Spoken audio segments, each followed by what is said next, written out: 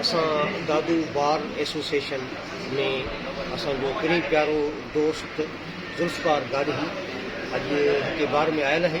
असीं दादू बार में दोस्त खे भलेकार चऊं था ऐं उन सां गॾु असांजा ॿिया दोस्त जेके वेठा आहिनि त अॼु ज़ुल्फ़कार गाॾी साहिब खां हिकिड़ो गज़ल ॿुधंदासीं त ज़ुल्फ़कार गाॾी जा जेके ख़्याल आहिनि उहे कहिड़े क़िस्म जा आहिनि ऐं हिन में जेका रूहानियत ऐं हिन में जेका रुमानियत आहे उनजो असांजे मुआशिरे जो जेको असरु आहे उन ते अक्स आहे उहो केतिरो करे ज़ुल्फ़कार गाॾी खां गज़ल गज़ल आहे दिलि जो उथण अखि जो उथण कोन्हे। वाह। दिलि जो उथण अखि जो उथण कोन्हे को हीअ रोअण ईअं रोअण कोन्हे। वाह वाह वाह। दिलि जो उथण अखि जो उथण कोन्हे को ईअं रोअण कोन्हे को। वाह। दर्द मिठो दर्द खटो थींदो।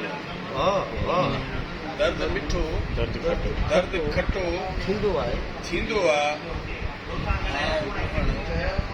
खीर ॾोहण कोन्हे। दर्द मिठो दर्द खटो थींदो आहे खीर ॾोहण कोन्हे।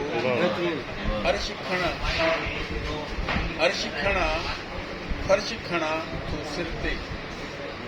अर्श खणा फर्श खणा तो सिर ते।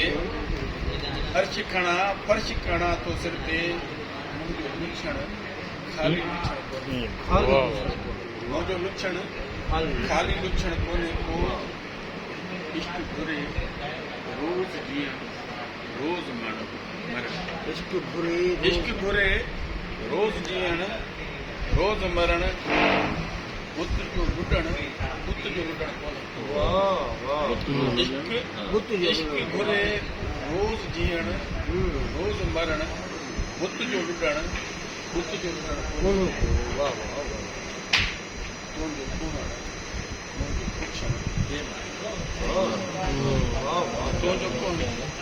मुंहिंजो पुछण बेमाना हद जो टुटण लठ जो टुटण कोन्हे। मुंहिंजो पुछण बेमाना हद जो टुटण लठ जो टुटण कोन्हे। दिलि जो उथण अखि जो उथण।